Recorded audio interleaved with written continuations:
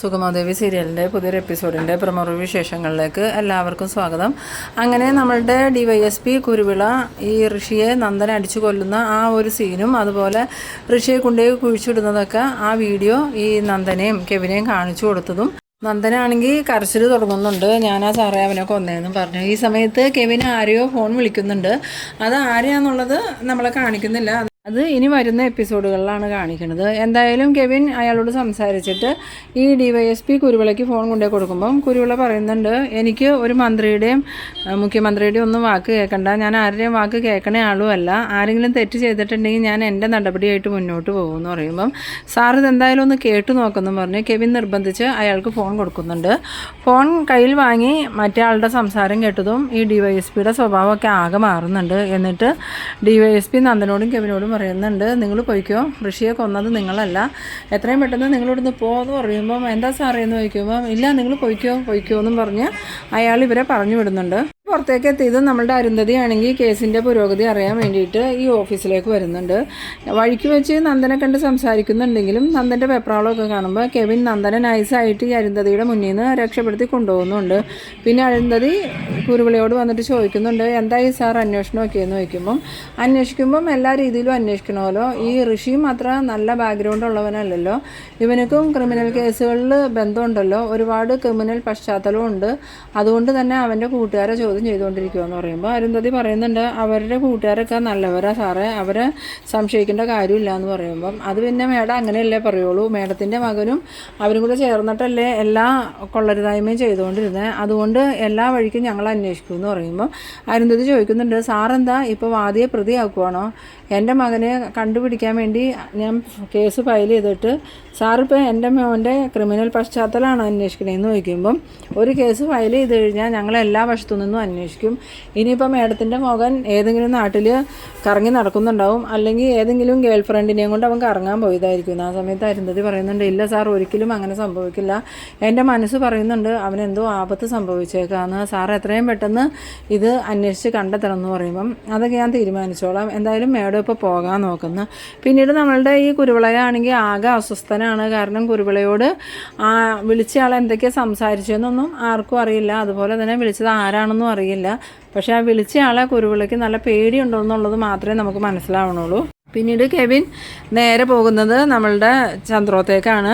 നന്ദനും ഉണ്ട് കൂടെ. അവിടെ ചെല്ലുമ്പോൾ ദേവിക വന്നിട്ട് ചോദിക്കുന്നുണ്ട്, നന്ദു ഇത് എവിടെയായിരുന്നു, ഞങ്ങൾ എത്ര പ്രാവശ്യം വിളിച്ചു, ഞങ്ങളെല്ലാവരും വല്ലാണ്ട് പേടിച്ചു പോയി, നന്ദുവിനെ വിളിച്ചിട്ട് നന്ദു എന്താ ഫോൺ എടുക്കാണ്ടിരുന്നതെന്ന് ചോദിക്കുമ്പം അത് ഒന്നുമില്ല ദേവി, ഞങ്ങൾ ഇച്ചിരി തിരക്കിലായി പോയായിരുന്നു, പിന്നെ വിളിക്കാമെന്ന് വിചാരിച്ചപ്പം റേഞ്ചില്ലായിരുന്നു, അതുകൊണ്ടാണ് വിളിക്കാണ്ടിരുന്നത്.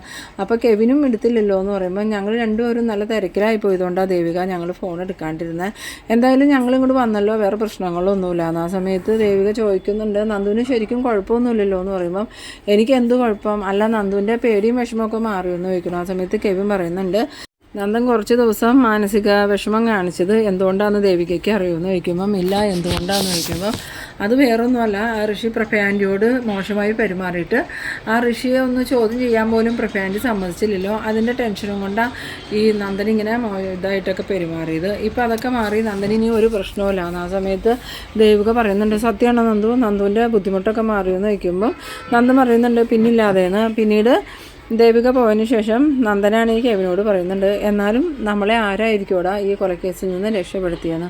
ആ സമയത്ത് കെവിൻ ചോദിക്കുന്നുണ്ട്, ആരായാലും എന്താ നമ്മൾ രക്ഷപ്പെട്ടില്ലേന്ന് ചോദിക്കുമ്പം എന്നാലും അത് ആരാന്നൊന്നും അറിയണ്ടേടാ, അയാൾ എന്തിനു വേണ്ടിയാണ് നമ്മളോട് ഈ ഒരു സഹായം ചെയ്തതെന്ന് ചോദിക്കുമ്പോൾ അതൊക്കെ ഞാൻ പറയാം, എന്തായാലും നിനക്ക് ആളെ കാണണമെന്ന് നിർബന്ധമാണെങ്കിൽ നമുക്ക് അയാളെ കാണാൻ പോവാം. പിന്നീട് കാണിക്കുന്നത് നമ്മളുടെ ശാരികേനെയാണ്. ശാരികയാണെങ്കിൽ ഇങ്ങനെ TV കണ്ടുകൊണ്ടിരിക്കുന്ന സമയത്ത് അതിൽ ഫ്ലാഷ് ന്യൂസായിട്ട് വരുന്നുണ്ട്, ഋഷിയെ കാണാനില്ല, ചന്ദ്രോത്തുള്ളവരെയാണ് സംശയം എന്നൊക്കെ പറഞ്ഞ്. അത് കണ്ടതും ശാരിക രാധികനെ വിളിച്ചിട്ട് പറയുന്നുണ്ട്, അമ്മേ ചന്ദ്രോത്തുള്ളവർക്ക് അടുത്ത പ്രശ്നം വന്നിട്ടുണ്ട്, അതെന്താ മോളേന്ന് ചോദിക്കുമ്പോൾ ഋഷിയെ കാണാനില്ല എന്ന്. ഏത് ഋഷി എന്ന് ചോദിക്കുമ്പം പ്രഭയാൻ്റിയെ തട്ടിക്കൊണ്ടു പോകും, അതുപോലെ അമ്പലത്തിൽ വെച്ച് പ്രഭയാൻ്റിനെ അപമാനിക്കാൻ ശ്രമിക്കും, പിന്നെ വീട്ടിൽ കൊല്ലാനൊക്കെ കയറിയില്ലേ അരുന്ധതി മേഡത്തിൻ്റെ മകൻ, അയാളെ കാണാനില്ല എന്നാണ് പറഞ്ഞ്. ആ സമയത്ത് രാധിക പറയുന്നുണ്ട് അതിന് ചന്ദ്രോത്തുകാർക്ക് എന്താ പ്രശ്നം എന്ന് ചോദിക്കുമ്പോൾ അത് നന്നായി, ചന്ദ്രോത്തുകാരും ഋഷിയായിട്ട് ഭയങ്കര ശത്രുതയാണെന്നും പ്രശ്നങ്ങളുണ്ടെന്നും എല്ലാവർക്കും അറിയാവുന്നതല്ലേ, അതുകൊണ്ട് തന്നെ ഋഷിനെ കാണാനില്ല എന്ന് പറയുമ്പം അതിൻ്റെ പിന്നിൽ ചന്ദ്രോത്തുകാരാണെന്നേ എല്ലാവരും സംശയിക്കുകയുള്ളൂ. ആളുകൾ അവരുടെ ഇഷ്ടത്തിനനുസരിച്ച് വാർത്തയുണ്ടാക്കും. ചിലപ്പോൾ ചേച്ചിയും സംശയത്തിൻ്റെ നിഴലിലാവും.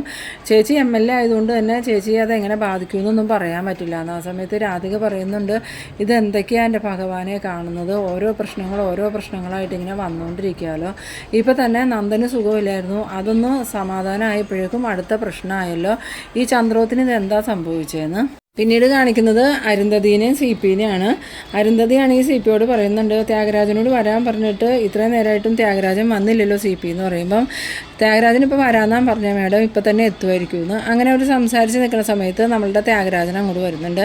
ത്യാഗരാജൻ വന്നതും ഈ അരുന്ധതി ത്യാഗരാജനോട് ചോദിക്കുന്നുണ്ട് ആ DYSP കുരുവിള എങ്ങനെയുള്ള ആളാന്ന് ചോദിക്കുമ്പോൾ മേഡം എന്താ അങ്ങനെ ചോദിച്ചതെന്ന് ചോദിക്കണം. അല്ല ഞാൻ ഋഷിയെ കാണാനില്ല എന്ന് പറഞ്ഞ് പരാതി കൊടുത്തപ്പം ആദ്യമൊക്കെ അയാൾ നല്ലോണം ഇടപെട്ട് പിന്നെ അയാൾ പറയണത് ഋഷിക്ക് ക്രിമിനൽ പശ്ചാത്തലമുണ്ട്, അതുകൊണ്ട് അതും അന്വേഷിക്കണം എന്നാണ് പറയണത്. അയാൾ എന്താ ഇപ്പോൾ ഇങ്ങനെ പറയണതെന്ന് എനിക്ക് മനസ്സിലാവണില്ല എന്ന് പറയണു. ആ സമയത്ത് ത്യാഗരാജൻ പറയുന്നുണ്ട് അയാൾ പറഞ്ഞത് സത്യമല്ലേ മേഡം, ഋഷിക്ക് ക്രിമിനൽ പശ്ചാത്തലം ഉണ്ടല്ലോ എന്ന്. അത് കേട്ടതും അരുന്ധതിയാണ് ഈ ദേഷ്യത്തോടു കൂടി ത്യാഗരാജനെ തല്ലുന്നുണ്ട്. എന്ത് പറഞ്ഞടാ, നിനക്കിപ്പോൾ എന്തും പറയാനായോ, എൻ്റെ മോനെക്കുറിച്ചല്ലേ നീ പറഞ്ഞത്, എൻ്റെ മോൻ കാണാതായ എൻ്റെ വിഷമത്തിൽ ഞാനിരിക്കുക, അപ്പോൾ നീ എൻ്റെ മോൻ്റെ ക്രിമിനൽ പശ്ചാത്തലമാണ് അന്വേഷിക്കണേന്ന് ചോദിച്ച് ദേഷ്യപ്പെടുമ്പോൾ CP പറയുന്നുണ്ട് മേഡം എന്താ മേഡം ഇങ്ങനെ ദേഷ്യപ്പെട്ടതുകൊണ്ട് എന്താ മേഡം കാര്യം, എന്തായാലും അവർ അന്വേഷിക്കുന്നുണ്ടല്ലോ. ആ സമയത്ത് അരുന്ധതി പറയുന്നുണ്ട് എന്തായാലും ആ കുരുവിളയെ ആരോ സ്വാധീനിച്ചിട്ടുണ്ട്, അതുകൊണ്ട് അവരിപ്പോൾ ഇങ്ങനെ മാറ്റി പറയണേന്ന് പറയുമ്പം ത്യാഗരാജൻ പറയുന്നുണ്ട് അയാളങ്ങനെ ആരുടെയും സ്വാധീനത്തിൽ വീഴുന്ന ആളല്ല, നേരെ പോകുന്ന ഒരു ഉദ്യോഗസ്ഥന്, ഒട്ടും അഴിമതി നടത്താത്തവന്, അതുകൊണ്ട് തന്നെ അതൊന്നും വിശ്വസിക്കേണ്ട മേഡം. എന്തായാലും ഋഷിക്ക് ക്രിമിനൽ പശ്ചാത്തലം ഉണ്ടെന്നുള്ളത് മേഡത്തിനും അറിയാം, ഞങ്ങൾക്കും അറിയാം. ഇപ്പോൾ പോലീസാവുമ്പം ഓരോരുത്തരെ കാണാനില്ല എന്ന് പറഞ്ഞാൽ അവരെക്കുറിച്ചുള്ള എല്ലാ ഡീറ്റെയിൽസും അന്വേഷിക്കും. അപ്പോൾ അങ്ങനെ അന്വേഷിച്ചപ്പോൾ ഋഷിയുടെ കാര്യങ്ങളും അവർക്ക് കിട്ടിയിട്ടുണ്ടാവും. എന്തായാലും അവരിനി ആ വഴിക്ക് അന്വേഷിക്കട്ടെ. ആ സമയത്ത് അരുന്ധതി പറയുന്നുണ്ട് ഏത് വഴിക്ക് അന്വേഷിച്ചാലും കുഴപ്പമില്ല, എത്രയും പെട്ടെന്ന് എനിക്ക് എൻ്റെ മോനെ എൻ്റെ വീട്ടിൽ കിട്ടണം. ആ സമയത്ത് CP പറയുന്നുണ്ട് നമ്മളങ്ങനെ വാശി പിടിച്ചിട്ട് കാര്യമുണ്ടോ മേഡം, പോലീസല്ലേ, അവരവരുടെ ഇഷ്ടത്തിനല്ലേ അന്വേഷിക്കുള്ളൂ എന്ന് പറയുമ്പം അരുന്ധതി പറയുന്നുണ്ട് പോലീസ് അവരുടെ ഇഷ്ടത്തിന് അന്വേഷിക്കുള്ളൂ, പക്ഷേ നമ്മളുടെ ഇഷ്ടത്തിന് അന്വേഷിക്കാൻ കുറച്ച് പൈസ കൊടുത്താൽ അവർ തയ്യാറാവും. അതുകൊണ്ട് CP എത്രയും പെട്ടെന്ന് ആ DYSP കുരുവിളേനെ ചെന്ന് കണ്ട് കുറച്ച് കാശ് കൊടുത്ത് സ്വാധീനിക്കാൻ നോക്കുന്നു. ആ സമയത്ത് CP പറയുന്നുണ്ട് അത് കൂടുതൽ വിനയാവും മേഡം, അയാളെ സ്വാധീനിക്കാൻ ശ്രമിച്ചിട്ടുണ്ടെങ്കിൽ നമ്മളുടെ ഭാഗത്ത് എന്തെങ്കിലും തെറ്റുണ്ടെന്ന് തോന്നിയിട്ട് അയാൾ നമുക്കെതിരെ തിരിയുമെന്ന്. പിന്നീട് കാണിക്കുന്നത് നമ്മളുടെ ദേവികേനെയാണ്. ദേവികയാണെങ്കിൽ ഈ കുരുവിളയെ വിളിക്കുന്നുണ്ട്.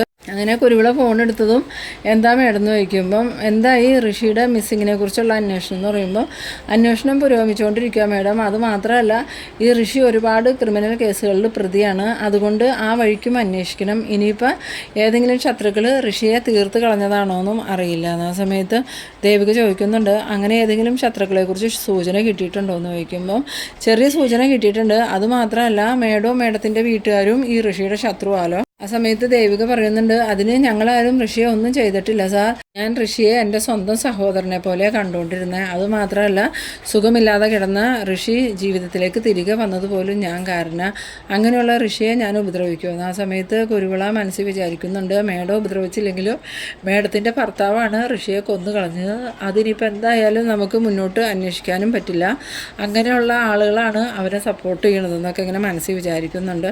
ആ സമയത്ത് ദേവിക ചോദിക്കുന്നുണ്ട് സാറൊന്നും പറഞ്ഞില്ലല്ലോ എന്ന് പറയുമ്പോൾ അത് മേഡം ഞാൻ പിന്നെ വിളിക്കാം, ഇപ്പം ഞാൻ കുറച്ച് തിരക്കിലാണെന്ന് പറഞ്ഞുകൊണ്ട് ഈ കുരുവിള ഫോൺ കട്ട് ചെയ്യുന്നുണ്ട്. പിന്നീട് നമ്മുടെ കെവിനാണെങ്കിൽ നന്ദനെ വിളിച്ചിട്ട് പറയുന്നുണ്ട് നമ്മളെ രക്ഷപ്പെടുത്തിയത് ആരാന്ന് നിനക്ക് അറിയണം എന്നല്ലേ പറഞ്ഞേ, അപ്പോൾ നീ പെട്ടെന്ന് തന്നെ ഇന്ന സ്ഥലത്തേക്ക് വാന്ന് പറയുന്നുണ്ട്. അങ്ങനെ നന്ദന അങ്ങോട്ട് ചെല്ലുമ്പം കെവിനാണെങ്കിൽ നന്ദനെ നോക്കി അവിടെ നിൽക്കുന്നുണ്ട്. എന്നിട്ട് നന്ദൻ കെവിനോട് ചോദിക്കുന്നുണ്ട് ആരാ കെവിൻ നമ്മളെ രക്ഷിച്ചതെന്ന് ചോദിക്കുമ്പം അത് ആരാന്നുള്ളത് നിനക്ക് ഇപ്പം തന്നെ മനസ്സിലാവും, എന്തായാലും അധികം വൈകാതെ അയാളും കൂടെ എത്തുമെന്ന്. അങ്ങനെ നന്ദനാണെങ്കിൽ ആകാംക്ഷാപൂർവ്വം ഈ വരുന്നത് ആരാന്ന് നോക്കിക്കൊണ്ട് നിൽക്കുന്നുണ്ട്. ആ സമയത്ത് അങ്ങോട്ടേക്ക് വരുന്നത് ആരാന്നൊന്നും കാണിക്കണില്ല, അതെല്ലാം ഹൈഡ് ചെയ്ത് വെച്ചിരിക്കുകയാണ്.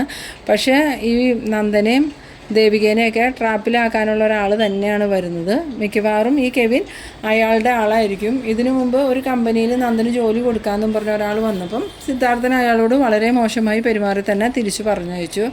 അയാളുടെ ഓണറോ അങ്ങനെ ആരോ ആണ് ഈ നന്ദനെ കേസിൽ നിന്ന് രക്ഷപ്പെടുത്തിയത്. അത് നന്ദനോടുള്ള ഇഷ്ടം കൊണ്ടൊന്നുമല്ല. ദേവിക MLA ആയതുകൊണ്ട് ദേവികയിൽ നിന്നും പല കാര്യങ്ങളും സ്വാധീനം ഉപയോഗിച്ച് ചെയ്യിപ്പിക്കാൻ വേണ്ടിയിട്ടാണ് ഈ നന്ദനെ കേസിൽ നിന്ന് രക്ഷപ്പെടുത്തുന്നത്. ഇനി പിന്നീട് ഈ വീഡിയോയും വെച്ച് നന്ദനെ ബ്ലാക്ക് മെയിൽ ചെയ്ത് ദേവികയും കൊണ്ട് എല്ലാ കാര്യങ്ങളും ഈ കെവിനും അയാളും കൂടി ചെയ്യിപ്പിക്കുന്ന എപ്പിസോഡുകളൊക്കെയാണ് ഇനി വരാൻ പോകുന്നത്. പക്ഷേ നമ്മുടെ നന്ദനാണെങ്കിൽ ഇതൊരു ട്രാപ്പാന്നുള്ള കാര്യം മനസ്സിലാവണമില്ല. അപ്പോൾ നിങ്ങൾ എൻ്റെ വീഡിയോ ആദ്യമായി കാണുന്നവരാണെങ്കിൽ എൻ്റെ ചാനലൊന്ന് സബ്സ്ക്രൈബ് ചെയ്യാനും ഇഷ്ടമായാൽ ലൈക്ക് ചെയ്യാനും ഷെയർ ചെയ്യാനും മറക്കരുത്. അപ്പോൾ ഇതുപോലെ ഇൻട്രസ്റ്റിംഗ് ആയിട്ടുള്ള അടുത്തൊരു എപ്പിസോഡുമായി നമുക്ക് വീണ്ടും കാണാം. അതുവരേക്കും ബൈ ബൈ.